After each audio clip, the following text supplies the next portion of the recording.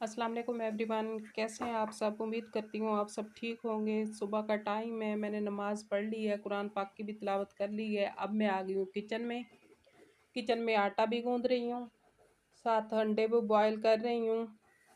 अंडे भी बॉयल हो जाएंगे, आटा भी गूंद लूँगी। फिर इसके बाद तंदूरी गरम करूँगी और तंदूरी गरम करने के बाद फिर रोटियाँ लगाऊँगी। लगता है घास वाला आ गया, अब उधर आ गई हूँ घास की तरफ। बच्चे घास लेके आ गए हैं क्योंकि आजकल कपास लगी हुई है ना, तो उधर फिर बकरियां जाती हैं। फिर मैंने बच्चे को कहा है चलो बाहर से जंतर फिर ले आओ, वो जंतर लेके अब आ गया है।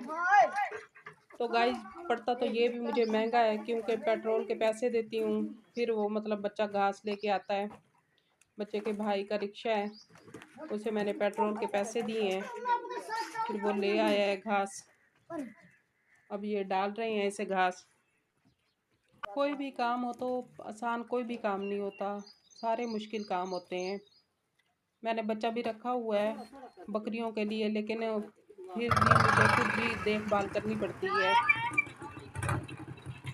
बच्चे के साथ में मैं ऐसे नहीं डाल देती चलो भाई वो करेगा या नहीं करेगा। छोटा सा बच्चा है, उसके साथ फिर जाती हूँ कि उसने घास डाला या नहीं डाला। तो आज मैं अपने रूम की सफाई कर रही थी, तो सोचा आप लोगों के साथ भी शेयर कर दूँ अपना रूम, आप लोगों को दिखाऊँ कैसा है मेरा रूम। आप लोगों ने कमेंट्स करके मुझे बताना है मेरे रूम के बारे में। अगर अच्छा लगा है तो वो भी आपने कमेंट्स में बताना है, अगर बुरा लगा है तो वो भी आपने बताना है।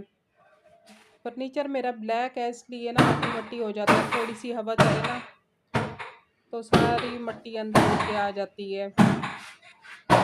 विंडो खुली रहती है क्योंकि देहात में गर्मी तो ज़्यादा होती है, दूसरा बिजली भी ले लेते हैं।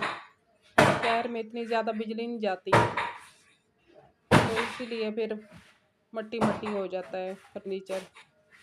डेली इसकी सफाई करनी पड़ती है, अगर सफाई ना करो तो फिर बुरा लगता है। घर अच्छा हो तो फिर मुझे खुद को भी सुकून आता है। अगर मैला घर पड़ा हो तो मैं खुद भी बेसुकून रह जाती हूँ सारा दिन, हाय मैंने सफाई ना की।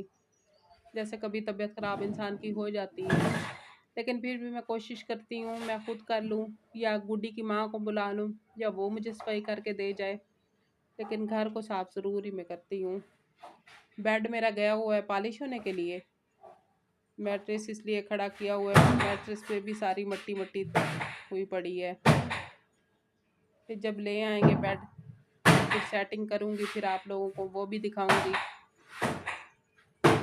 ब्लैक फर्नीचर है, ब्लैक अलमारी है, अलमारी भी ब्लैक है, फिर उस पे भी ऐसे ही मुश्किल से सफाई होती है, उसे भी डेली ही कपड़ा मारना पड़ता है वरना वो भी मट्टी मट्टी हो जाती है। अक्सर लोगों के घरों में मैंने देखा है घर की सफाई नहीं होती लेकिन खुद वो इतनी बनी सवरी हुई होती हैं, तो खुद बन संवर के बैठना और घर को गंदा रख के बैठना ये तो अच्छी बात नहीं है ना। तो इसमें औरत का कोई सुघड़पन नहीं होता जब तक उसका घर साफ़ ना हो, वॉशरूम साफ़ ना हो, ये चीज़ें साफ़ हो तो तब औरत की सफाई का पता चलता है। अब किचन की तरफ आ गई हूँ, बर्तन वॉश करने पड़े थे वो फिर बर्तन वॉश कर रही हूँ। वॉश करने के बाद फिर आज सोच रही हूँ कि कपड़े भी धो लूँ, लफ भी बना रही हूँ साथ साथ। आप मेरे चैनल को सब्सक्राइब करें, वीडियो को लाइक करें, शेयर करें, कमेंट्स करें। कोशिश तो करती हूँ कि डेली मेरा ब्लॉग आए, लेकिन कभी बार फिर मिस हो जाता है। तो इसलिए मिस हो जाता है, एक तो मेरी तबीयत ख़राब हो जाती है किसी वक्त, तो मैं फिर ब्लॉग नहीं बना सकती। लेकिन मेरी कोशिश यही होती है कि डेली ब्लॉग आप तक पहुँचे मेरा। दिल तो मेरा ऐसे कर रहा है आज डब्बे वगैरह है वो भी वॉश कर लूँ, लेकिन फिर सोच रही हूँ क्योंकि मैंने कपड़े वॉश करने हैं, इसलिए कहती हूँ कि पहले ये किचन वाला काम ख़त्म हो जाए ना, फिर कपड़ों की तरफ चली जाऊँगी, वॉश करूँगी। डब्बों को आज वॉश नहीं करती, ऐसे ही धीरे धीरे करके वॉश कर लेती हूँ।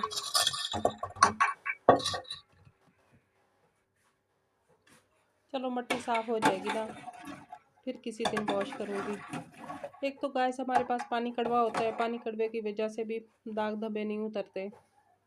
मीठा पानी भर के ले आएंगे, फिर उसी के साथ वॉश करूँगी। आज सिर्फ इन्हें बस गीले कपड़े के साथ ही वॉश कर लेती हूँ। अक्सर औरतें होती हैं शॉपर में ऐसे ही चीज़ें डाल के ऐसे किचन में रख देती हैं, लेकिन मेरी आदत नहीं है। मैंने सब डब्बे खरीदे हुए हैं, डब्बों के अंदर सब कुछ डाल के रख देती हूँ। जैसे दाल वाला डब्बा हो गया, सूखा धनिया हो गया, चीनी हो गई, गरम मसाला हो गया, ये सारे मेरे डब्बे बने हुए हैं। तो ऐसे होते भी इजी हैं। तो गांव में इसी तरह लोग नहीं करते, वो जैसे ही पड़े होते हैं तो उधर ही पड़े रहते हैं, ऐसे थोड़ा थोड़ा मसाला निकाल के डाल दिया, फिर उन्हें चॉपर को रख दिया। लेकिन मैं कहती हूँ कि एक ही चीज़ें एक ही दफ़ा साफ़ हो जाएं, साफ़ करके उनको डब्बों में डाल दो, फिर इजी होके बनाते रहो सालन वगैरह, तो फिर टेंशन नहीं होती। उम्मीद करती हूँ आज का व्लॉग आप लोगों को पसंद आया होगा। आप मेरे चैनल को सब्सक्राइब करें, वीडियो को लाइक करें, शेयर करें, कमेंट्स करें। बताएं आपको मेरे ब्लॉग कैसे लगते हैं, अच्छे लगते हैं, बुरे लगते हैं। बोल ये बात आप लोगों ने मुझे कमेंट्स में ज़रूर बताना है। देखें कलफ भी तैयार हो चुका है। 2-3 सूटों का मैंने इकट्ठा ही कलफ बना लिया है। कलफ भी रेडी हो गया है। अब मैं इजाज़त चाहूँगी। ओके, अल्लाह हाफिज़, सी यू, बाय।